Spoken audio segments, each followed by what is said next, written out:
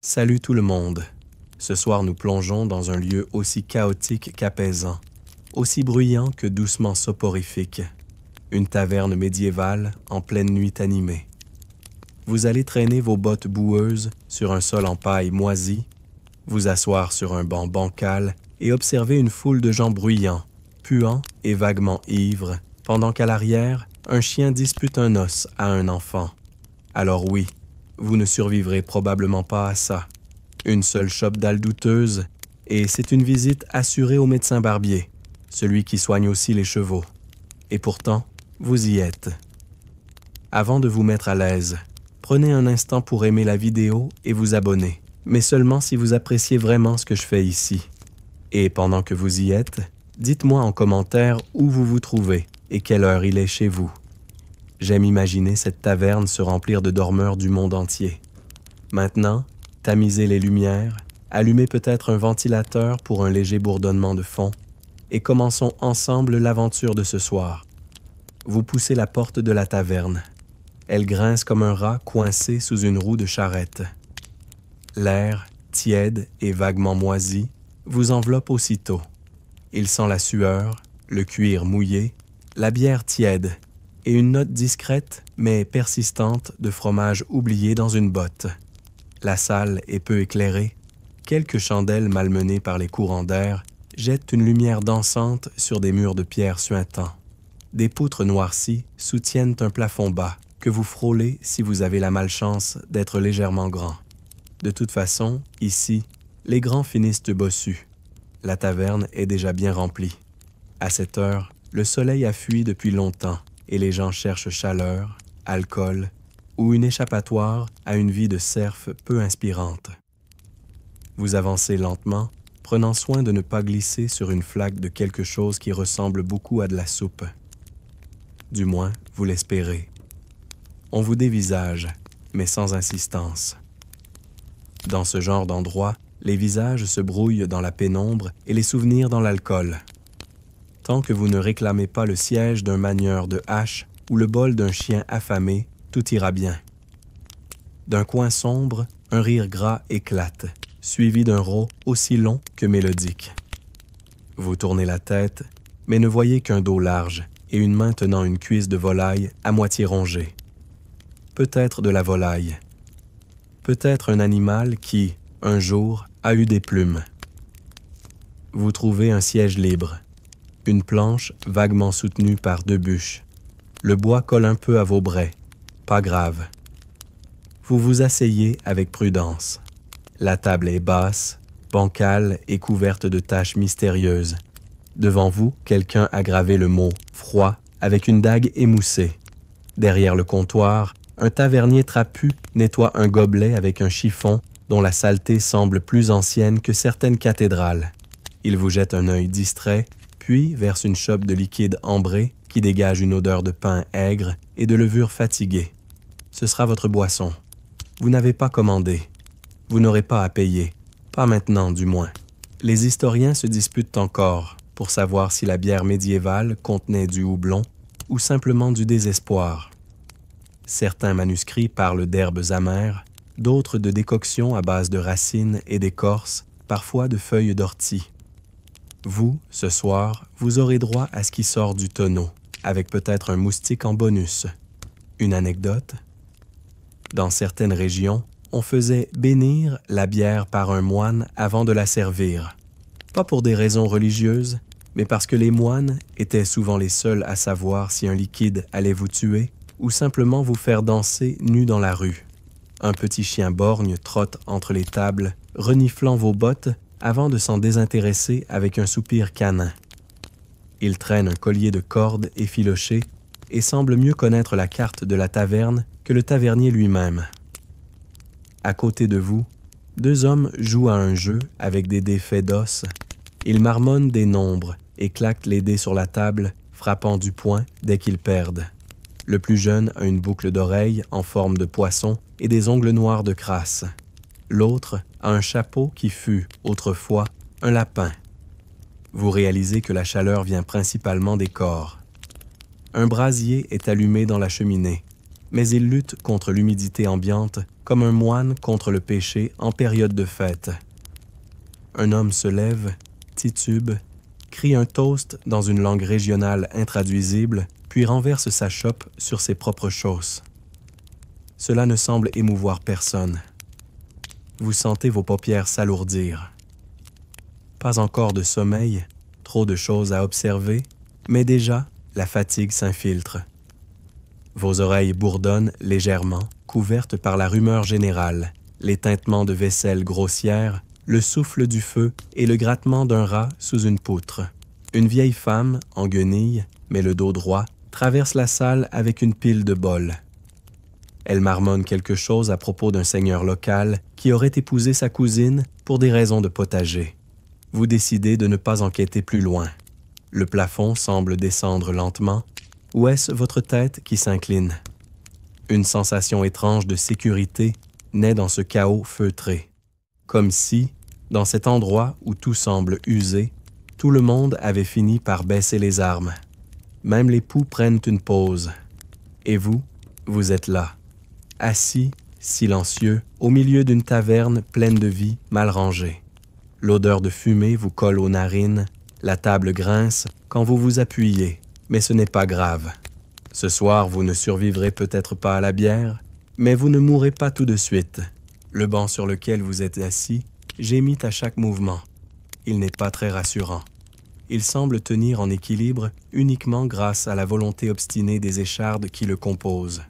Votre postérieur commence déjà à regretter cette aventure médiévale, mais bon, vous êtes installé maintenant, et vous n'êtes pas le seul à vous contorsionner discrètement pour éviter un clou traître. Devant vous, la fameuse chope de bière tiède. Elle dégage une légère vapeur. Ou bien c'est votre imagination? Le liquide est trouble, entre le jaune passé et l'ambre mélancolique, et il y a une bulle solitaire qui tente de s'échapper à la surface. Elle échoue.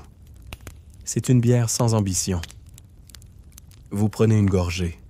Elle est tiède, oui, mais surtout pâteuse. Comme si quelqu'un avait tenté de brasser du pain avec de la pluie de gouttière. Pourtant, ici, personne ne semble s'en plaindre. Autour de vous, les chopes s'entrechoquent joyeusement. Les dents claquent dans les bols et les discussions roulent comme des tonneaux dans une cave humide. Le goût de la bière médiévale a longtemps divisé les experts. Certains affirment qu'elle devait être amère à cause des herbes sauvages qu'on utilisait. D'autres soutiennent qu'elle était aigre, voire acidulée, à cause de fermentation improvisée. Il y a même une école de pensée très minoritaire qui pense que les brasseurs médiévaux ajoutaient des escargots pour le corps. Oui, des escargots. Comme quoi, la gastronomie évolue. En face de vous, un homme au nez impressionnant vous observe en silence. Il a le regard vitreux, probablement plus lié à sa consommation qu'à un intérêt réel pour votre personne.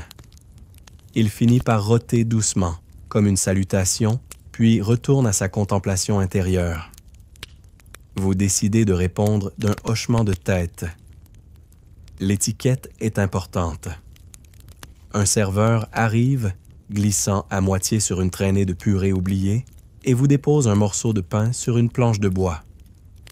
Le pain est noir, dense et pourrait sans mal être utilisé comme arme contondante. Un coin est déjà entamé, peut-être par un rat, peut-être par le boulanger lui-même qui a oublié ce qu'il faisait. Vous décidez de tenter une bouchée. Vos dents protestent. La texture est étrange, croustillante à l'extérieur, humide à l'intérieur, comme un caillou passé dans un bain tiède. Et le goût? Eh bien, disons qu'il rappelle vaguement le chêne, avec une touche de moisissure scolaire. C'est pourtant un aliment de base. Les gens en redemandent, et certains vont même jusqu'à tremper leur pain dans la bière, un geste que vous observez avec autant de curiosité que de crainte. Une anecdote obscure circule à propos d'un boulanger de Bruges qui, un soir de beuverie, aurait oublié de faire lever son pain. Pendant 3 jours. Le résultat fut une miche si dure qu'on la conserva pendant une décennie comme presse-papier pour documents ecclésiastiques. Il aurait aussi, par la suite, épouser sa cousine. Mais bon, c'était Bruges. Près du feu, un autre homme lève sa chope en hurlant qu'il est boulanger. Il a les mains blanches de farine, mais les dents jaunes de tabac. Il entame un discours lyrique sur l'âme du pain et cite en vrac Dieu, Charlemagne et un chat nommé Fulbert. Ce n'est pas clair s'il prêche ou s'il délire, mais tout le monde l'écoute avec respect, ou peut-être avec lassitude. Il finit par entonner un chant très approximatif dans lequel le pain parle et demande qu'on le respecte. Vous buvez une autre gorgée. Elle passe mieux. L'alcool agit. Les bancs autour de vous se remplissent davantage. Deux femmes discutent bruyamment d'un mariage annulé parce qu'un cousin est revenu d'outre-mer avec une oreille en moins et une dette en plus. Un jeune garçon joue à faire tomber des cailloux dans les sabots des gens. Il a une efficacité impressionnante. 3 clients l'ont déjà maudit. Aucun ne l'a arrêté. Les historiens ne sont pas d'accord sur la structure des tavernes médiévales. Certains soutiennent qu'elles servaient surtout à loger les voyageurs, d'autres qu'elles étaient des centres communautaires, et puis il y a ceux qui pensent que c'était simplement le seul endroit où l'on pouvait boire sans être jugé par des chèvres. On ne saura jamais. Vous entendez une valse de bruit, le bois qui craque, les rires rauques, le glissement de la chope sur la table, les mouches qui complotent autour d'une assiette abandonnée. C'est un concert étrange et pourtant relaxant. Peut-être parce que tout ici est à sa place. Rien n'est propre, mais tout est cohérent. Et puis, le sol vibre légèrement. Pas à cause d'un tremblement de terre, non, mais parce qu'un homme énorme vient de frapper du poing sur la table voisine. Il rit tardot. Il parle d'un combat de boucs dans un village voisin. Apparemment, le gagnant a été promu chef de meule. On ne sait pas trop ce que ça implique, mais le titre a l'air prestigieux. Un petit aparté ici. Les boucs étaient parfois utilisés dans des fêtes locales pour tirer des charrettes, simuler des procès ou, tout simplement, remplacer les oncles trop ivres pour danser. Certaines sources affirment même qu'un village en Transylvanie aurait élu un bouc comme maire pendant 3 jours. Les actes administratifs furent brefs mais efficaces. Revenons à vous. La chaleur monte. La bière agit doucement sur vos membres, les rendant plus lourds, plus lents. Vous vous surprenez à sourire au pain noir. À force de le mâcher, il devient presque attendrissant. Ou bien vos dents ont abandonné. Dans un coin de la pièce, quelqu'un commence à jouer d'un instrument. Ce n'est pas tout à fait de la musique, mais les notes sont reconnaissables. Vous décidez de ne pas vous lever. Pas encore. Vous êtes bien ici. Et même si le banc menace toujours de vous trahir, vous faites comme les autres, vous restez. Le serveur revient, ou peut-être est-ce un autre, difficile à dire. Ils ont tous la même chemise tachée et le même regard de quelqu'un qui a renoncé à comprendre les commandes depuis au moins 3 récoltes. Il ne parle pas, mais vous tend un bol. Un simple bol de bois, vaguement tiède. Il dégage une odeur qu'on pourrait décrire comme terreuse avec une pointe de navet résigné. Vous regardez à l'intérieur. Un liquide épais, gris-brun, dans lequel flottent de rares morceaux de légumes trop cuits. Une tranche de panais tente de couler discrètement. Ce n'est pas une soupe, ni un ragoût, ni tout à fait une punition. C'est du bouillon médiéval. Et oui, c'est votre dîner. Le bouillon était, à cette époque, une solution de survie autant qu'un plat. On y mettait tout ce qui traînait. Os, légumes ratés, parfois des restes de pain, des herbes flétries. Les riches y ajoutaient un peu de viande. Les pauvres y ajoutaient des prières. Et encore, les jours fastes. Vous prenez une cuillère.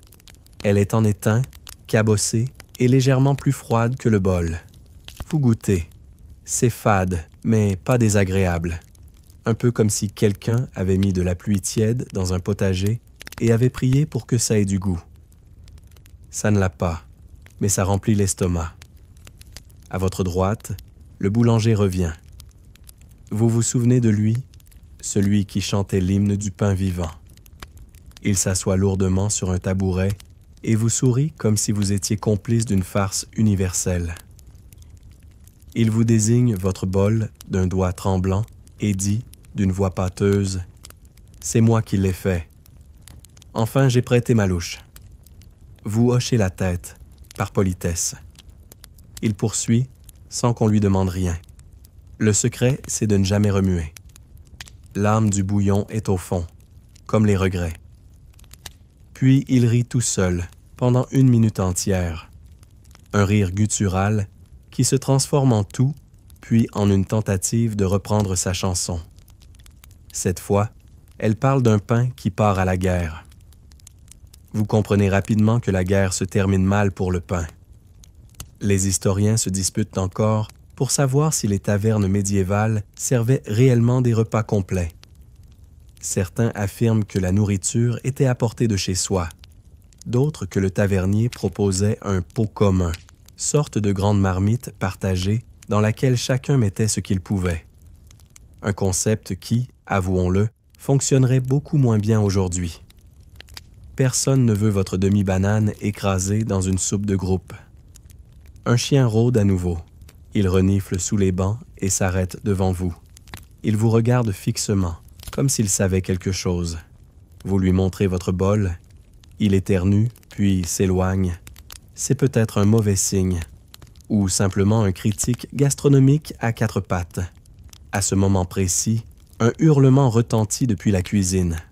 Un cri d'angoisse théâtrale, suivi d'un bruit de vaisselle fracassée. Tout le monde dans la salle continue comme si de rien n'était. Même le ménestrel, qui accorde son luth à l'oreille comme un chirurgien de fortune. Un jeune homme sort en courant de la cuisine, les cheveux en bataille, tenant à 2 mains ce qui ressemble à un plateau vide. Il crie « Le fromage! On m'a volé le fromage! » Silence. Puis, au fond de la salle, une voix lente, presque déçue, s'élève. Encore, le voleur de fromage. Un classique des tavernes. Personne ne sait vraiment qui c'est. Certains disent que c'est un rat surentraîné. D'autres prétendent que c'est un client régulier qui cache le fromage dans ses bottes. Une légende évoque même un fantôme de fermier mort de frustration devant une meule trop dure. Ce soir, c'est une meule de chèvre affinée dans la cave qui a disparu. Une rareté. On sent le drame dans l'air, comme un léger fumet d'injustice lactée. 2 marchands se lèvent en même temps. Le premier est rond, vêtu d'un pourpoint trop serré et sans la cannelle. Le second est sec, habillé comme un comptable en détresse et porte une boucle d'oreille en cuivre. Ils commencent à débattre du vol, mais très vite, la discussion glisse vers la propriété. Si un fromage est sur une table commune, est-ce qu'il appartient à quelqu'un? Lance le premier. S'il est sur une table commune, il appartient à la communauté, rétorque le second. Même si la communauté n'a pas faim, surtout si elle a faim. Et vous voilà plongé dans un débat philosophico-fromager sur la notion de bien commun. D'un côté, l'idée que tout aliment visible est, par essence, partageable. De l'autre, l'argument selon lequel tout fromage volé nuit au moral de la taverne entière, quelque part entre Rousseau et Roquefort. Un vieil homme, dans un coin sombre, murmure que dans son village, on enterrait les meules pour les protéger. Il ne précise pas s'il parle d'un fromage ou d'un cousin. Pendant ce temps, le boulanger s'est endormi, le nez dans son bol. Il ronfle doucement, émettant un son qui rappelle le souffle d'un soufflet de forge malade. Le débat continue. Le mot « éthique » est utilisé, puis « vache communautaire », puis « anarchie pastorale ». C'est passionné, mais personne ne lève la main. Les discussions ici se règlent à coups de syllogismes boiteux et de gestes larges.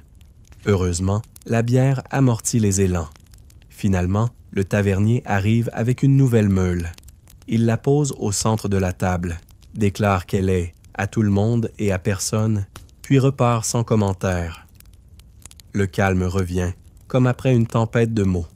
Et vous trempez un coin de pain dur dans ce qui reste de votre bouillon. Ce n'est pas un festin, mais c'est quelque chose. Le goût est étrange, mais il vous ancre. Vous êtes là. Dans ce brouhaha feutré, entre débats absurdes et soupes tièdes, au cœur d'une taverne qui n'a jamais entendu parler de menu fixe. Le niveau sonore est monté d'un cran, comme si quelqu'un avait discrètement huilé les conversations avec un deuxième pichet de bière. Les rires sont plus francs, les gestes plus amples, les arguments plus tordus. C'est l'heure des jeux, le moment où les langues se délient et les doigts, parfois, se perdent. Sur la table voisine, un groupe s'active autour d'un petit carré de cuir râpé, marqué de cercles grossiers au charbon. Au centre, une poignée d'osselets, de véritables phalanges d'animaux, roulent avec un bruit sec. Le jeu, vous l'apprenez vite, consiste à parier sur le résultat d'un lancer combiné à des mouvements codifiés. C'est compliqué. Et encore plus quand les règles changent toutes les 3 minutes. Vous observez un homme chauve à la barbe taillée au couteau de cuisine crier « triple mouton » en jetant les os avec la théâtralité d'un acteur tragique. Les autres joueurs protestent « triple mouton » n'est plus valide depuis la Saint-Laurent de l'an dernier. Mais l'homme insiste. Il a misé une paire de chaussettes et un oignon. Les jeux d'osselets étaient extrêmement populaires au Moyen Âge, tant chez les enfants que chez les adultes. Les règles variaient d'une ville à l'autre, voire d'un comptoir à l'autre. On y jouait pour tuer le temps, mais aussi pour l'argent, la nourriture ou tout objet considéré comme échangeable, boutons, lacets, miettes de dignité. Les historiens se disputent encore sur les variantes exactes de ces jeux. Certains manuscrits parlent d'un « osselet du destin » qui décidait du nom du futur mari. D'autres affirment que les os étaient jetés dans des marmites bouillantes pour des paris de devinettes olfactives. Oui, les gens étaient créatifs et désespérément désœuvrés. À votre gauche, une jeune femme en tablier maculé lève la main. Elle tient un os brillant, probablement poli à force d'usage. Elle le fait tourner sur son doigt avec une agilité qui trahit une longue pratique. Puis elle lance. L'osselet vole, atterrit sur le coin de la table et rebondit directement dans la chope d'un homme qui dormait. Réveil brutal. L'homme crache son hâle, tousse, puis lève son poing avant de se souvenir où il est. Il se rassied. La taverne rit. L'osselet est repêché, rincé dans un seau douteux et remis en jeu. Un homme entre en claudiquant, il a 2 doigts bandés et un air renfrogné. Il s'approche de la table de jeu, soulève sa main valide et dit d'une voix lasse « Qui a osé parier mon gant ?» Silence. Personne ne répond. Un enfant au fond de la salle ricane. Il est déjà reparti en courant. Les jeux d'osselets n'étaient pas sans danger. Les paris dégénéraient de vite, les tricheries étaient monnaie courante, et certains joueurs dissimulaient des os truqués, lestés au plomb ou taillés en biais. La tricherie médiévale était un art subtil ou parfois totalement évident, selon le niveau d'alcool. Vous vous demandez si vous devriez essayer. Une femme vous tend un osselet avec un sourire en coin. Il est petit, jauni, gravé de symboles incompréhensibles. Vous hésitez, mais vous le prenez. La texture est étrange, douce et rugueuse à la fois. Vous le lancez. Il tourne dans l'air, retombe sur la table et reste debout. Stupeur. Le silence se fait autour de vous. Quelqu'un chuchote « l'équilibré ». Une superstition locale évoque l'osselet qui tient debout comme un présage. Certains y voient la chance. D'autres, la malédiction. Vous y voyez surtout un moment très gênant. Une vieille femme s'approche. Elle touche l'osselet, le fait rouler du bout du doigt, puis vous regarde droit dans les yeux. « Vous devez une chanson, » dit-elle. C'est une tradition apparemment. Celui qui provoque l'équilibré doit chanter ou danser. Vous optez pour chanter. Après tout, personne ne sait à quoi ressemble votre voix de ténor de salle de bain. Vous entamez une chanson connue, un vieux refrain sur un forgeron et une cloche capricieuse. Heureusement, ici, tout le monde chante faux. Vous vous fondez dans le chaos musical ambiant. Pendant que vous vous ridiculisez avec une certaine dignité, le joueur à la main bandée s'assied et montre ses doigts mutilés à un enfant fasciné. Il explique qu'il les a perdus lors d'un pari particulièrement stupide. Le jeu impliquait une oie, une enclume et une corde. Il ne donne pas plus de détails. Une anecdote rapportée dans un codex du XIVe siècle évoque un noble qui perdit non seulement ses bijoux, mais également son titre lors d'une partie d'osselet. Il aurait dû devenir moine pour fuir ses créanciers. Il fonda plus tard une abbaye. Comme quoi, tout se recycle, même les joueurs ruinés. Les dés roulent encore. Les voix s'élèvent. Un homme propose de parier son dernier sabot. Un autre son épouse, mais c'est mal vu. Il retire son offre sous les regards désapprobateurs. La morale médiévale a ses limites. L'odeur de sueur, de bière et de soupe réchauffée plusieurs fois envahit vos narines. Pourtant, vous vous sentez presque bien. Votre main est encore intacte, vos oreilles aussi, et vous venez de survivre à un solo musical devant une foule semi-hostile. Un grattement se fait entendre sous votre banc. Vous regardez discrètement. Un chat, ou peut-être un rat très confiant, il vous ignore complètement. Vous prenez cela comme une marque de respect, et puis quelqu'un vous tape sur l'épaule. C'est le tavernier, ou du moins son ombre massive. « Belle performance », dit-il d'un ton neutre. « Tu bois gratuit jusqu'à minuit. C'est dans 3 heures. » Vous hochez la tête, puis vous réalisez. Vous ne savez pas quelle heure il est. Il n'y a pas d'horloge ici, seulement des chandelles trop courtes et des clients trop lents. Mais tant pis, vous resterez. Tant que les os roulent et que les doigts tiennent, la nuit continue. Une corde pend du plafond, attachée à une poutre noire de suie. Au bout, un luth. Suspendu comme un jambon, il attend son propriétaire. Quand enfin le ménestrel s'en approche, le silence ne se fait pas. Au contraire, les voix montent, rires gras, tapements de table et quelqu'un qui crie « Joue la laitière, allez !» Vous vous tournez vers la source du tumulte. Le ménestrel est un homme sec, vêtu d'un manteau délavé, brodé de patchs grossiers, représentant, selon toute vraisemblance, des scènes agricoles et une grenouille. Son chapeau penche vers la gauche, comme s'il avait tenté de fuir sa tête.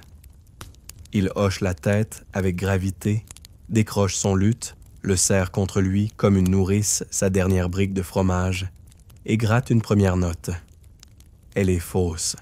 Si fausse que même le chien borgne sous la table émet un grondement inquiet. Mais personne ne s'en offusque. C'est le rituel. Le luth doit d'abord gémir, se plaindre, puis s'adapter à la température ambiante, à l'humidité, à la mauvaise humeur du bois et surtout à l'indifférence générale. Le ménestrel accorde lentement en marmonnant entre ses dents. Des mots comme « satané boyau »,« corde de chèvre » et « jamais payé pour ce métier ». Les musiciens ambulants étaient des figures centrales de la vie de taverne médiévale. Mi-artistes, mi-mendiants, parfois messagers ou espions, ils voyageaient de ville en ville avec des chansons dans les poches et un odorat endommagé. On les appelait jongleurs, trouvères, rimeurs ou, plus rarement, faiseurs de sons qui dérangent les chèvres. Les historiens se disputent encore pour savoir si ces artistes étaient respectés ou tolérés par pure habitude. Certains chroniqueurs les qualifient de poètes inspirés, d'autres les accusent d'avoir volé plus de poules que de cœurs. Ce soir, le ménestrel semble bien décidé à impressionner. Il commence par une ballade sur une laitière. Elle s'appelle Alizée, elle a perdu sa vache et son mari, mais pas son envie de danser. La chanson contient des références douteuses à des seaux renversés, des treilleuses volages et un meunier nommé Raoul qui aimait pétrir la pâte à sa façon. L'auditoire est conquis. Les épaules ondulent, des voix reprennent le refrain et vous surprenez un moine, pourtant silencieux jusqu'ici, à fredonner dans sa barbe. Le luth, toujours un peu désaccordé, émet des sons qui oscillent entre la corde de basse et la plainte d'un chat contrarié. Mais la musique est là, présente. Elle se fraye un chemin dans la fumée, entre les gobelets et les éclats de voix. Elle se mêle à l'ambiance comme un vieux drap sur un lit trop dur, un peu râpeuse mais rassurante. Une anecdote tirée d'un registre bourguignon évoque un ménestrel qui, après avoir chanté une ode très romantique à une chèvre, fut invité par un seigneur local à composer un hymne pour son mariage. L'hymne fut si triste que la mariée pleura pendant 2 semaines. On ne sait pas si c'était la chanson ou le mari. Pendant que les notes montent, ou trébuchent, plutôt, vous remarquez que plusieurs clients se mettent à taper du pied. Les tables vibrent. Le tavernier frappe un tonneau en rythme. La serveuse passe avec un plateau d'ailes de pigeon rôti, ou peut-être juste des ailes sans origine précise, en balançant les hanches au tempo du refrain. Et puis, une femme se lève. Elle commence à danser. Pas une danse gracieuse, non. Une sorte de ronde rustique, les bras levés, les pieds qui claquent sur le sol de terre battue. Elle entraîne d'autres clients dans son sillage. Un fermier la suit en boitant avec enthousiasme. Un adolescent tente un saut. Il rate, tombe et rit. Personne ne se moque. Le sol est devenu une scène. Vous êtes au premier rang d'un spectacle improvisé où chacun est à la fois acteur et spectateur. Vous tapez doucement sur la table. Vos doigts résonnent dans le bois, entre les éraflures et les vieilles taches de vin. Le ménestrel change de morceau. Cette fois, une chanson plus lente, à propos d'un cheval qui ne voulait pas tirer une charrette contenant une statue de Saint Barnabé.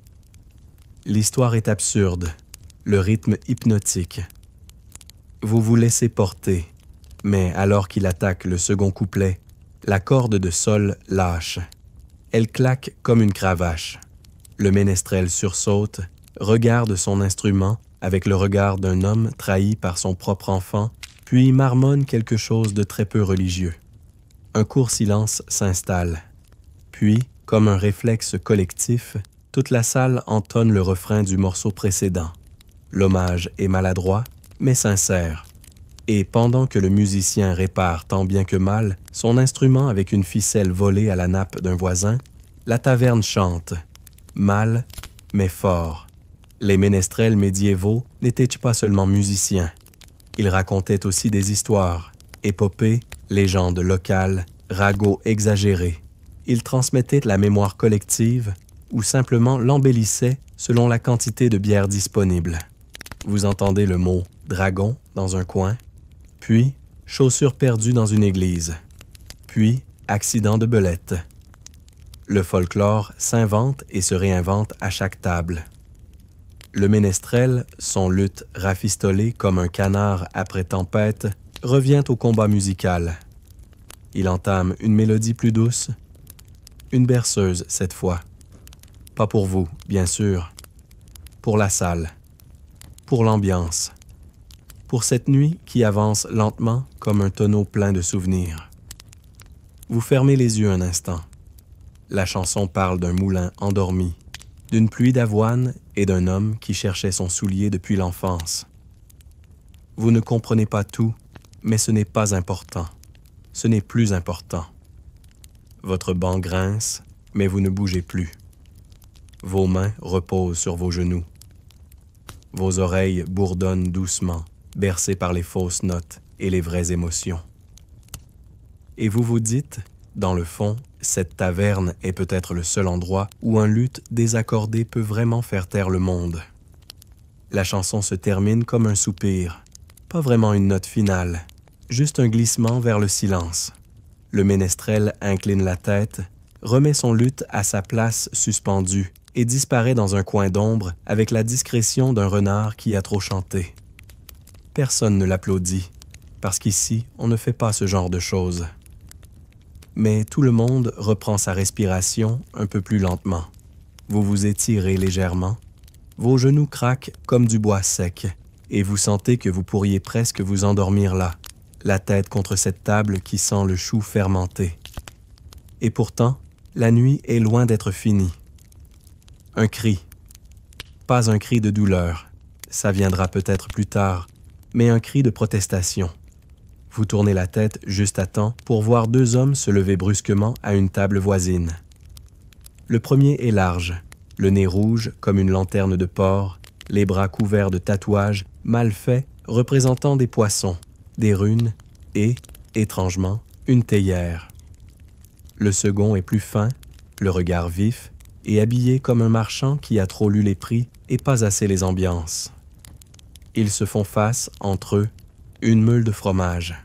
Oui, encore. Décidément, les produits laitiers sont la grande intrigue de cette nuit. Mais cette fois, l'enjeu est différent. Il l'a pris, accuse le marchand maigre en pointant un doigt accusateur. « C'est faux », répond le costaud. « Je l'ai acheté honnêtement à ce moine endormi. » Tous les regards se tournent vers un moine assoupi dans un coin, une miche de pain sur le ventre et un filet de bave très paisible au coin de la bouche. L'objet du litige n'est pas une simple meule. C'est un fromage affiné de montagne, enrobé de cendres, réputé dans les 3 villages voisins. On murmure même qu'un seigneur l'a une fois échangé contre un poney. Un témoin s'avance, une vieille femme qui vend des herbes séchées et des potions douteuses. Elle déclare d'un ton sentencieux « Moi, j'ai vu le fromage voler, littéralement. Il a quitté la table du moine tout seul. » Soupir, rire et quelques regards inquiets. L'alcool fait parfois danser les souvenirs, mais là, la vieille semble sérieuse. Elle précise qu'elle a aussi vu une chèvre à 3 pattes près du comptoir. Personne ne sait s'il faut l'écouter ou l'enfermer. Les querelles de taverne médiévale n'étaient pas rares. Elles tournaient souvent autour de l'alcool, des dettes non réglées ou des objets empruntés sans consentement, comme une échelle, un chien ou une sœur. Mais ce soir, c'est un fromage. Et c'est suffisant. L'homme tatoué brandit un couteau. Pas très grand, mais assez pour faire reculer son adversaire. Le marchand saisit une cuillère en étain, l'agite devant lui comme un sceptre ridicule. Une tension naît, palpable. Et c'est à ce moment précis qu'un 3e homme se lève. Il n'était pas dans la conversation. Il n'a rien à voir avec le fromage. Mais il hurle en pointant la table. « Ce fromage m'a parlé. » Silence total. Il m'a dit que je devais quitter ma femme et devenir tanneur. Quelques rires nerveux fusent. L'homme se rassied, comme si de rien n'était. L'instant de violence se dissout. Le costaud range son couteau. Le marchand pose sa cuillère. Le moine continue de dormir. Dans cette confusion, personne ne remarque que la fameuse meule de fromage a disparu. Encore. Vous regardez autour de vous. Le chien, le garçon joueur de cailloux, le ménestrel revenu en douce. Mystère. L'intrigue s'épaissit comme une soupe laissée sur le feu. Une anecdote authentique tirée d'un journal de bord écossais évoque une taverne dans laquelle le même morceau de fromage aurait circulé pendant 12 ans. Il passait de table en table, parfois oublié dans une botte, parfois racheté à prix d'or, parfois utilisé comme caltrope contre les collecteurs d'impôts. Une légende vivante, ou plutôt un mythe odorant. Pendant que la tension se dissipe, un nouveau personnage entre dans la taverne. Il porte une cape trop courte, une épée trop longue et une assurance disproportionnée. Il pousse la porte avec le coude, fait un pas théâtral et se cogne violemment la tête contre une poutre. Le choc résonne comme un gong de jugement. Tout le monde se retourne. Le nouvel arrivant titube, se redresse, ajuste sa coiffure d'un revers de gant et déclare « Chevalier Gauvin de la Volette, champion des joutes de Montsabart, exécuteur des clauses féodales et grand ami du fromage de chèvre. » Un petit rire parcourt la salle. Ce n'est pas la première fois qu'un chevalier se présente ainsi. La plupart viennent ici pour se montrer, se saouler et peut-être séduire une veuve distraite. Mais Gauvin semble plus ridicule que menaçant. Il s'approche du comptoir avec fracas, se prend une chaise, trébuche sur le chien, puis s'appuie enfin sur le bois collant du bar. Il lève une main gantée et dit avec toute la noblesse du monde « Un verre de vin, de Damas si vous avez. » Le tavernier le fixe un long moment. Puis il pose devant lui une chope de bière sans dire un mot. Les chevaliers itinérants étaient des figures ambiguës. Tantôt nobles héros, tantôt parasites ambulants, ils vivaient d'honneur, de récits exagérés et de dettes oubliées. Certains étaient vraiment des guerriers, d'autres des acteurs en armure. Gauvin boit, il grimace. Il boit encore, il sourit. Par tous les saints, ce vin est audacieux. Un bouquet rustique, des notes de sueur, une finale sur le foin. C'est de la bière. Personne ne corrige. Il se tourne vers la salle et entame une tirade sur ses exploits. Il aurait vaincu 3 brigands dans une grange, couché dans une crypte et négocié avec un héron. Vous ne savez pas ce qui est vrai. Vous savez juste que le silence s'est installé pour l'écouter. Et vous, là, toujours sur votre banc, vous sirotez lentement le fond de votre chope. Le fromage est oublié, le chevalier est arrivé, et la nuit, toujours, avance. Le feu dans l'âtre crépite doucement, comme s'il toussait après avoir trop bu lui aussi. Sa lumière vacille sur les visages fatigués, les murs noircis et les cruches à moitié vides. Vous vous levez, sans but précis, attiré par la chaleur, ou peut-être par les ombres. Une pause s'impose, loin du tumulte et des chevaliers au goût vinicole discutable. Près de la cheminée, un groupe s'est formé. Ils sont 6 ou 7, difficile à dire. Certains sont presque assoupis, d'autres parlent en murmurant, et il y a un chat pelé sur une pile de bois qui semble participer à sa manière. L'atmosphère est différente ici. Moins de rires, plus de rumeurs. Vous vous approchez, prenant place sur une bûche tiède. Un vieil homme, vêtu d'un manteau rapiécé 1000 fois, parle. Sa voix est douce, râpeuse et légèrement chantante. Il tient une coupe vide qu'il fait tourner entre ses doigts comme pour sculpter ses souvenirs. Son auditoire, un adolescent au regard fébrile, une femme aux mains calleuses et un homme maigre avec une cicatrice en travers du cou. « Je vous jure, j'étais là, » dit le vieillard. C'était pendant la lune rouge. Il y avait la vieille Odeline, celle qu'on appelait la chauve-souris des marais. Elle est entrée, pieds nus, et a demandé du lait tiède. Soupir autour du feu. Vous sentez que l'histoire commence. Odeline. Ce nom revient souvent dans les campagnes. Une sorte de figure mythique, mi-sorcière, mi-guérisseuse, parfois boulangère, selon les villages. Toujours vieille, toujours étrange, et toujours responsable de tout ce qui dépasse l'entendement, du lait tourné à la perte mystérieuse de chaussettes. Elle a sorti un cochon de sous sa cape, un cochon minuscule, rose, avec une cloche autour du cou. Puis elle a soufflé dans la cloche. Et là, silence. Le feu craque. Quelqu'un tousse. Le vieillard continue. Toute la taverne s'est figée. Même les rats, même ce maudit chat-là. Le cochon a commencé à danser. Lentement, sur ses pattes arrière. Un murmure d'émerveillement. Un ricanement aussi. La femme, aux mains calleuses, fronce les sourcils. C'est pas comme ça que ça s'est passé. Mon père y était. Elle a jamais soufflé dans la cloche. C'est le cochon qui a parlé avec une voix d'enfant. Ah ça, c'est l'autre histoire, répond le vieil homme. Celle de la tempête. Et voilà, le feu devient tribunal. Chacun veut sa version, chacun croit la sienne. Vous les écoutez débattre d'une sorcière imaginaire comme s'ils parlaient de leur propre grand-mère. Les détails divergent, mais tous évoquent un cochon, une tempête et une nuit qui a changé la vallée.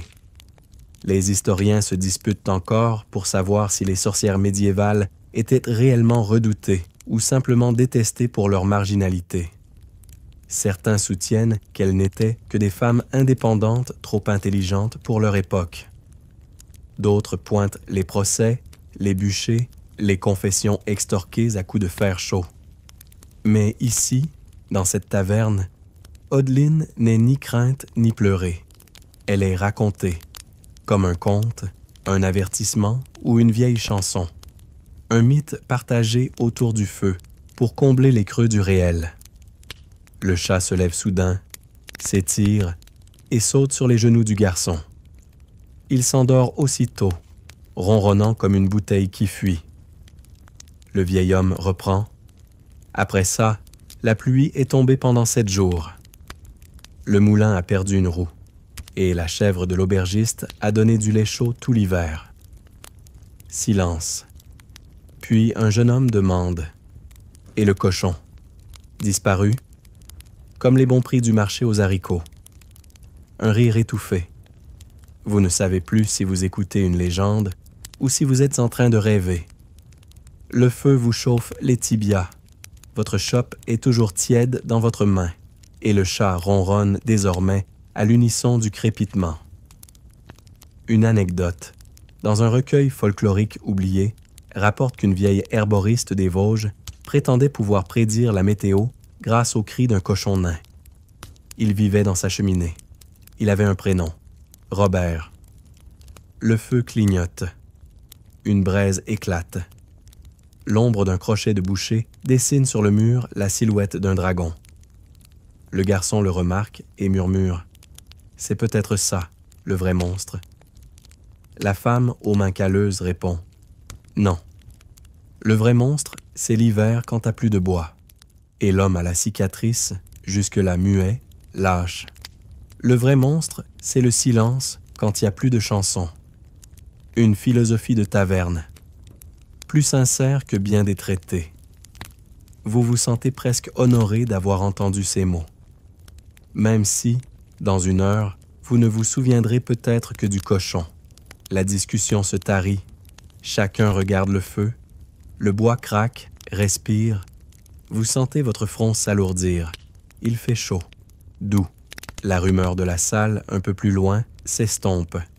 Ici, tout est chuchotement et lumière orange. Et puis, sans prévenir, le vieillard se lève et murmure.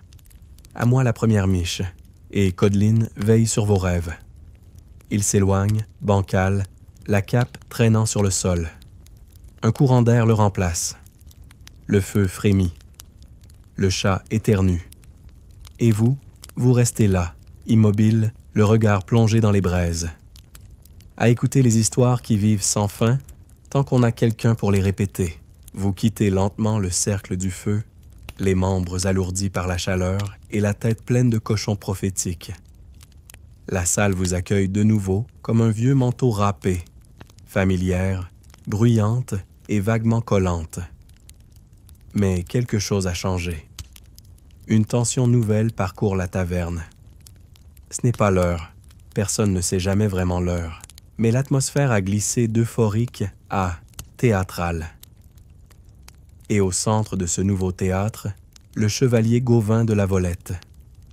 Il trône sur un tabouret, genoux écartés, posture fière. Sa cape est tombée dans une flaque de bière, son gant droit a disparu et une feuille de chou est collée à son épée. Il n'en a cure. Il fixe l'assemblée avec un regard de héros de romance ou de migraine en devenir.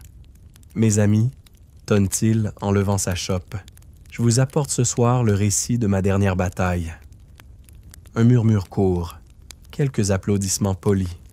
Une femme bâille. Sur la grande route de Montsabar, j'ai été confronté à une troupe de bandits armés jusqu'aux dents. Ils étaient 8 ou peut-être 12. Je ne compte plus les ennemis. Vous vous asseyez à proximité, curieux.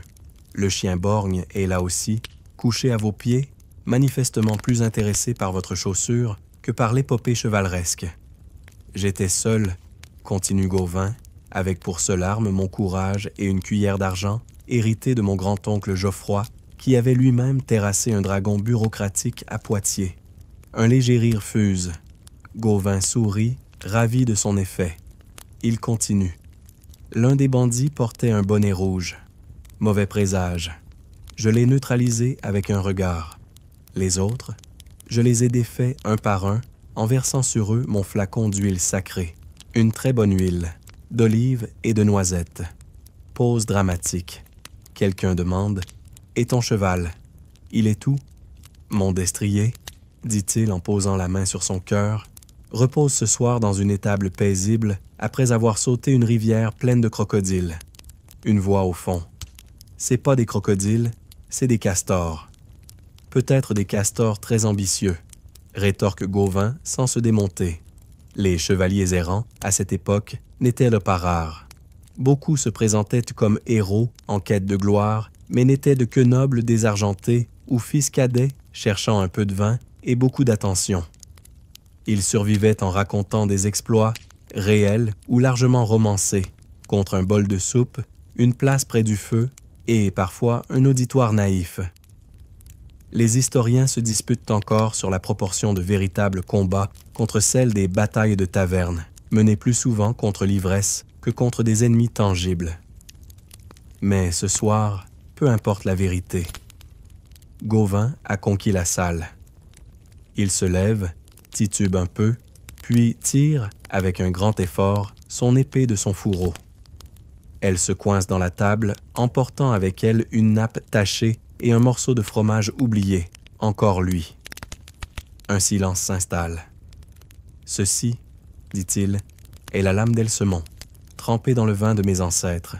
Elle ne connaît que la justice et les ragoûts de sanglier. » Un petit garçon s'approche, fasciné. Il touche la garde de l'épée, puis déclare avec autorité « Elle sent le chou ». Le chevalier rit. Un rire sonore, plein, qui fait vibrer les poutres. Il tend la main vers l'enfant. « Tu as l'odorat d'un faucon, jeune écuyer. Viens, je vais t'enseigner l'art des poses héroïques. » Et voilà le petit perché sur le tabouret, le bras levé, mimant une bataille contre des ennemis invisibles. Toute la salle les regarde. Certains rient, d'autres applaudissent. Vous sentez une chaleur étrange au fond de la gorge. Peut-être le vin, peut-être l'enfance, ou peut-être juste la beauté simple de cette scène absurde. Une anecdote bien documentée raconte qu'un chevalier nommé Enguerrand de la Tête Molle organisait dans chaque village qu'il traversait un concours de chevalerie ouvert aux enfants. L'arme, une cuillère. L'épreuve, réciter l'alphabet sans éternuer. Il gagna le cœur des paysans et mourut, tragiquement, en glissant sur une pelure de poire. Le chevalier Gauvin conclut sa performance par une révérence. L'enfant descend, ravi. Gauvin remplace son épée dans son fourreau avec difficulté. La salle reprend son souffle collectif. Mais juste avant de retourner à son vin, Gauvin se penche vers vous. Vous, dit-il, avez l'air d'un homme ou d'une femme de légende. Racontez-moi, quel était votre exploit? Vous hésitez, votre cerveau fouille dans sa fatigue. Vous répondez, « J'ai survécu à la soupe du boulanger. » Gauvin vous regarde un instant, puis, solennellement, il s'incline. « Nous sommes des frères d'armes. » Et il vous tend sa chope. Vous trinquez. L'alcool est tiède. Le geste est sincère. La taverne a un peu changé. Peut-être que c'est vous, ou peut-être que c'est ce moment partagé, cette parenthèse chevaleresque dans une nuit de bière tiède et de musique douteuse. Le chevalier retourne à sa chaise, bercé par ses souvenirs inventés. L'enfant s'endort dans les bras de sa mère. Et vous vous surprenez à sourire. Pas à cause de l'histoire, à cause de ce que ça fait d'y croire, ne serait-ce qu'un instant. Un choc sec résonne depuis la cuisine, puis un hurlement, puis une série de bruits désordonnés qui pourraient être des casseroles ou un combat à mort entre deux dindes très motivées. La salle se fige un instant avant de replonger dans le bruit habituel. Visiblement, ce genre de vacarme est aussi courant ici que les rats dans la farine. Vous tournez la tête. Un homme sort de la cuisine à reculons, couvert de sauce, la toque de travers et une louche levée comme s'il affrontait le diable en personne. Derrière lui, la cuisinière en chef, une femme trapue, le front ruisselant, les bras farinés jusqu'au coude, poursuit avec un pot de terre cuite à la main. Je t'ai dit 100 fois, pas d'anchois dans la sauce d'agneau. Le marmiton proteste. C'était pas des anchois, c'était des petits poissons avec des ambitions culinaires. Des rires s'élèvent dans la salle. La dispute sur l'anchois commence, et elle va durer. Les débats alimentaires médiévaux sont rarement mentionnés dans les livres d'histoire, mais les archives des abbayes et les contes des cuisines royales révèlent que les querelles de recettes pouvaient prendre des proportions épiques.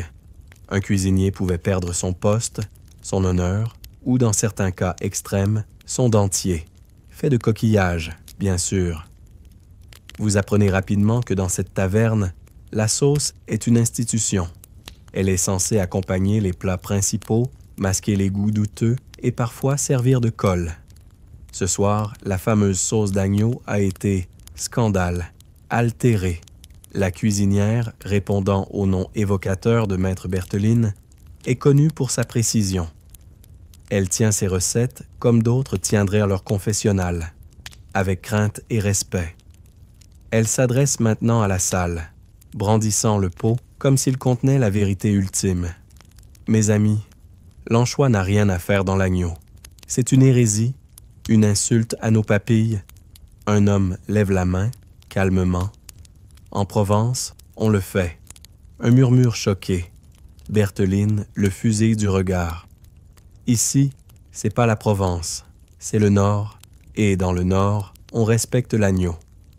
Un autre client, manifestement plus audacieux, ajoute « Et dans les îles, on le sert avec des bananes séchées. Dans les îles, on mange du poisson qui sourit. Je parle d'agneaux, de bêtes qui bêlent et qui veulent pas finir dans des expériences aromatiques. » Les historiens se disputent encore sur l'utilisation exacte des anchois dans les recettes médiévales. Certains manuscrits évoquent des sauces aux saveurs puissantes, à base de garum, une pâte de poisson fermentée romaine, encore utilisée dans certaines régions. D'autres jurent que les gens du peuple fuyaient ces goûts trop marqués, préférant les herbes locales, les oignons rôtis et le bon vieux sel. Une anecdote savoureuse tirée des cuisines de l'abbaye de Saint-Gondelin rapporte qu'un novice fut excommunié pour avoir ajouté du miel dans une soupe de choux, officiellement pour hérésie, officieusement parce que le père abbé a vomi pendant le sermon. Pendant ce temps, le débat prend de l'ampleur. On cite des recettes, des grands-mères disparues, des batailles de marché, des poissons suspects. Le chevalier Gauvin tente d'intervenir. « Je peux trancher, » dit-il. « J'ai goûté à la cuisine du sultan de Cordoue. »« Et il servait quoi avec l'agneau ?» demande un client. « De la poésie, » répond Gauvin, l'air grave. En sauce légère. Silence. Puis des rires. Même Bertheline esquisse un sourire. Elle finit par renifler bruyamment, pose le pot sur une table et déclare « Bon, on fera 2 sauces. Une avec, une sans. Et que le Seigneur bénisse vos estomacs. » Applaudissements.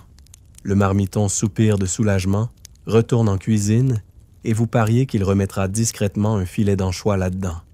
Parce que l'obsession culinaire est une chose tenace, même au Moyen Âge.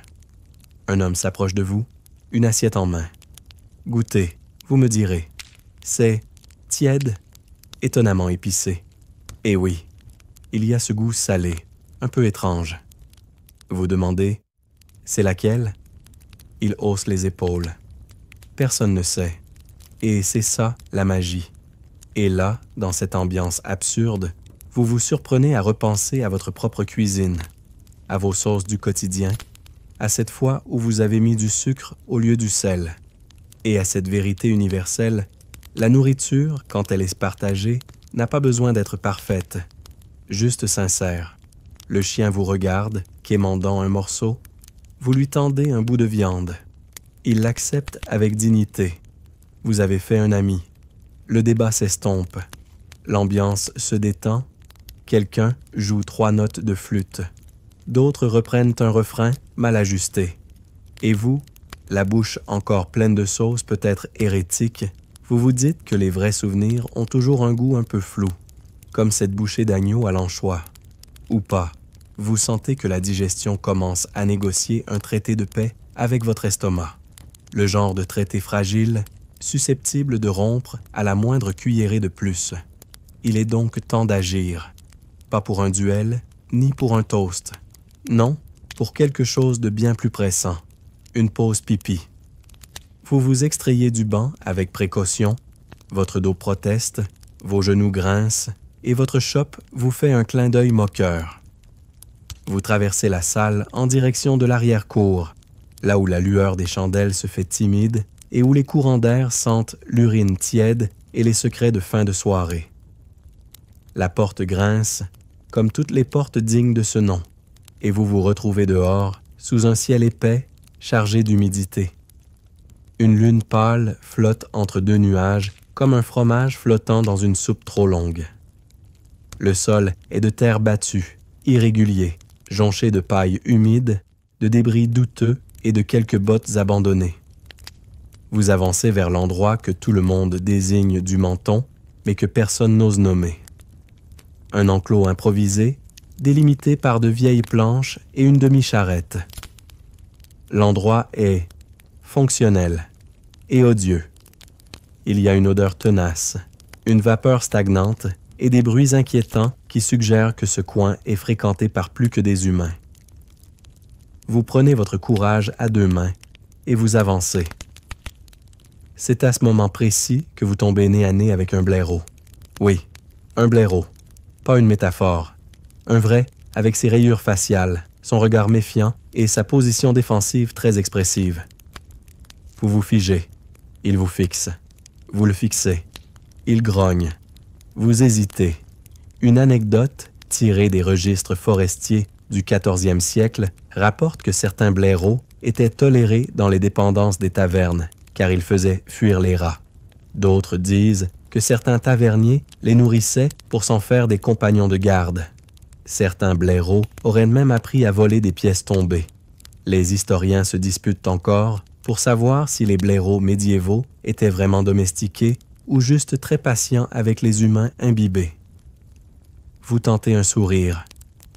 Le blaireau incline la tête, cligne lentement, puis s'en va dignement, en trottinant vers un tas de bois. Vous venez d'éviter une confrontation interespèces. C'est une victoire. Vous procédez enfin à votre mission première. Les étoiles veillent, un hibou ulule dans le lointain, et un souffle froid vous rappelle que la braguette médiévale n'a jamais été pensée pour la praticité. Les lacets sont nombreux et moites. Alors que vous vous rhabillez tant bien que mal, vous entendez des voix derrière la palissade. Je vous dis qu'il a volé la cuillère de Gauvin. Mais non, c'était sa cuillère à soupe, pas celle du serment chevaleresque. Il avait 2 cuillères, 3, d'après le ménestrel.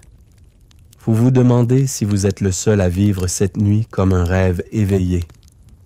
Ou peut-être est-ce simplement ça, la vie de taverne, une suite de scènes absurdes ponctuées par des besoins humains très pratiques. Vous retournez à l'intérieur. La chaleur vous frappe au visage comme une vieille couverture. L'odeur vous semble presque accueillante maintenant, familière. Même la soupe a un parfum nostalgique. Sur votre chemin, vous croisez un homme endormi, à moitié affalé sur une table. Une chandelle a fondu jusqu'à sa main, sans qu'il s'en aperçoive. Un chat dort dans sa capuche. Personne ne les dérange. Vous regagnez votre place. Le banc grince, comme pour vous dire « Ah, te revoilà ». Le chien, fidèle, s'approche, renifle vos bottes et s'éloigne prudemment. Vous l'avez peut-être alarmé avec votre duel silencieux contre le blaireau. Une vieille femme à votre gauche vous tend une pomme. Elle ne dit rien. Vous hésitez, puis acceptez. Elle ajoute « On dit que croquer une pomme dans une taverne chasse les cauchemars, mais pas les flatulences. » Vous la remerciez. Vous croquez. Elle a un goût de bois et de sucre lent.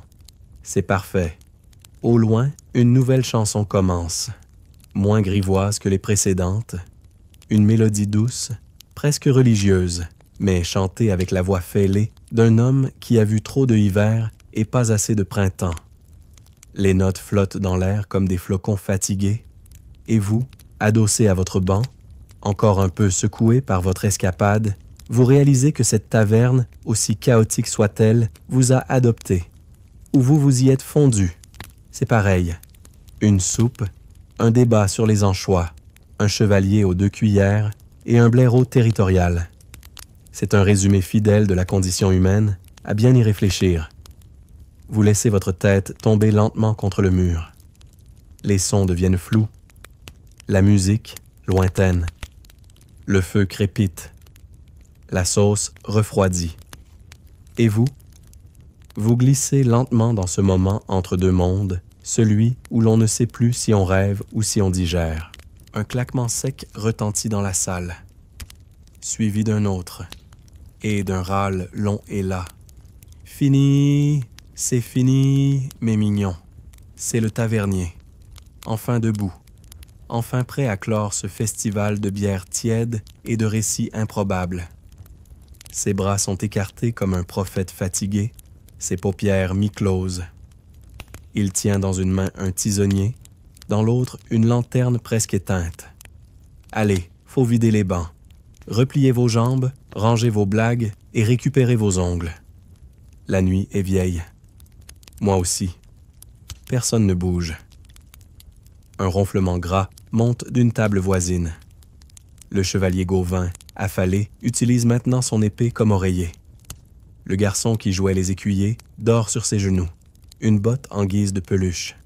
Une scène aussi touchante que vaguement collante. Vous regardez autour de vous.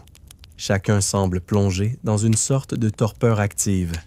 Certains parlent encore, mais les mots s'étirent comme du miel froid. Un homme philosophe tout haut sur le sens des fenêtres dans les caves. Une femme récite une litanie de légumes oubliés en latin. Personne ne sait pourquoi. La fermeture des tavernes médiévales était rarement une affaire d'horaire fixe. On fermait quand le vin était vide, ou quand l'aube pointait, ou plus simplement, quand le tavernier en avait marre. Parfois, on ne fermait jamais, laissant les clients s'endormir où ils tombaient. Ce soir, vous devinez que nous sommes entre les deux. Volonté de fermer, incapacité à convaincre. Les historiens se disputent encore sur le rôle exact du tavernier comme autorité. Était-il un simple commerçant, un juge local, un prêtre de l'oubli? Certains chroniqueurs le décrivent comme un faiseur d'ordre silencieux, d'autres comme un tyran du torchon. Celui-ci tente une nouvelle approche. Si vous partez pas, je lis mes poèmes. Un murmure d'horreur parcourt la salle. Un joueur d'osselet se lève lentement. Une serveuse commence à ramasser les bols, mais discrètement, comme si elle ne voulait pas réveiller les miettes. Le chien borgne aboie. Une seule fois. Juste pour marquer le tempo. Un homme au fond proteste. Mais j'ai pas encore terminé ma théorie sur les taxes ecclésiastiques. Personne n'écoute. Il continue quand même. Vous captez des fragments. L'impôt sur les cierges, l'affaire du mouton fiscal, le pape et la meule invisible. À votre table, le moine somnolent ouvre un œil, vous fixe, puis murmure. Quand on prie assez longtemps, parfois, le vin s'évapore. Puis il se rendort, instantanément. Une anecdote extraite des lettres de l'évêque de Châteaurenard relate la fermeture tragique d'une taverne en 1382, parce que le tenancier avait oublié qu'il l'avait ouverte. Les clients étaient restés 3 jours, persuadés que c'était un pèlerinage. Le tavernier tente une dernière ruse. Il souffle la chandelle centrale. Puis une autre. La salle s'assombrit. Il ne reste que la lumière des braises et 2 lanternes oubliées sur un mur. Les ombres grandissent, les voix diminuent. Une technique efficace. Bon, ceux qui veulent dormir ici, c'est 5 deniers ou un bon secret, déclare-t-il en frottant ses mains noires sur son tablier noir. Un jeune homme lève la main. J'ai un secret. C'est pas moi qui ai volé le fromage, mais je sais qui l'a mangé. Un silence intéressé. Le tavernier hoche la tête. T'as gagné la paille près du mur. Et voilà. La nuit entre dans sa phase terminale. Les corps s'allongent, les rires deviennent murmures. Quelqu'un joue 2 notes d'une flûte, puis la repose, comme si l'instrument avait parlé tout seul. Une serveuse verse doucement de l'eau dans un seau, juste pour le bruit, semble-t-il. Vous vous reculez contre le mur. Le banc vous a fait comprendre qu'il ne vous aime plus. Vous trouvez un coin libre, à l'abri du courant d'air, entre un panier de légumes oubliés et un manteau qui sent le chèvre. Le chien revient, Il se couche contre vous, tiède, lourd de respiration. Il a adopté vos bottes. Le chevalier Gauvin grogne dans son sommeil. Il rêve peut-être d'un dragon fait de pain ou d'un anchois chantant. Vous ne saurez jamais, et c'est très bien comme ça. Dans un dernier effort, le tavernier annonce « Je ferme », mais doucement, comme un souffle, et il disparaît dans la pièce du fond, laissant la taverne en semi-obscurité, bercée par les échos d'une nuit qui refuse de finir. Vous sentez vos paupières tomber. Vous entendez le vent dehors. La pluie commence à tomber, fine, presque douce. Les gouttes tambourinent sur le toit. Et vous, dans cette bulle d'odeurs, de souvenirs et de bruits lointains, vous vous laissez aller à l'immobilité. C'est la fermeture. Théorique. Parce que dans une taverne comme celle-ci, même le sommeil doit demander la permission. Le silence n'est jamais complet dans une taverne, même en fin de nuit. Il est habité par les respirations lourdes, les soupirs endormis, les craquements du bois fatigué, par un hoquet isolé, un murmure incompréhensible et le raclement très lent d'un pied de chaise que personne n'a déplacé. Vous êtes là, recroquevillé contre le mur, entre deux coussins improvisés, une besace en cuir râpé et un panier rempli de navets. C'est inconfortable. Et pourtant, votre corps a renoncé à protester. Il s'est fondu dans l'ambiance. Il a compris que, pour ce soir, le luxe, c'est d'avoir un coin sec. Le feu est presque mort. Quelques braises rougeoyantes tentent encore une dernière danse. Leurs reflets projettent sur les murs des ombres molles, formes de meubles, de manteaux oubliés, d'un bâton appuyé contre un fût de bière qui ressemble vaguement à un moine endormi debout. Autour de vous, ils dorment tous, ou somnolents.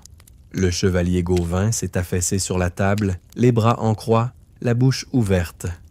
On dirait un saint de taverne, ivre de ses propres récits. Son casque sert désormais de récipient à une soupe tiède que personne n'a finie. Un homme dort debout contre une poutre, par miracle ou par pratique. Son menton repose sur sa propre épaule. Il vibre doucement à chaque respiration, comme une flûte de pan fatigué.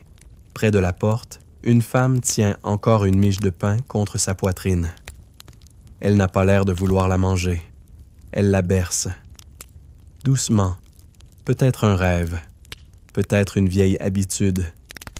Un vieux moine, celui qui vous parlait de vin évaporé, a posé sa tête sur une pile de livres. Ses doigts tachés d'encre bougent par moments. Il écrit dans son sommeil des sermons silencieux ou des recettes oubliées. Vous restez éveillé juste assez pour tout enregistrer, comme si ce moment appartenait déjà au passé. Une anecdote tirée des récits d'un aubergiste flamand raconte qu'une nuit, tous les clients de sa taverne s'endormirent en même temps, à la même minute. Il crut à un miracle, ou à une fuite de fumée. Il décida de ne jamais ouvrir un œil de plus entre minuit et l'aube, par prudence. Les historiens n'ont jamais su trancher entre mythe et intoxication collective. Mais ici, ce soir, la torpeur est douce, presque cérémoniale. Le chien s'est installé contre vos jambes. Il respire lentement. Son flanc monte et descend, paisible.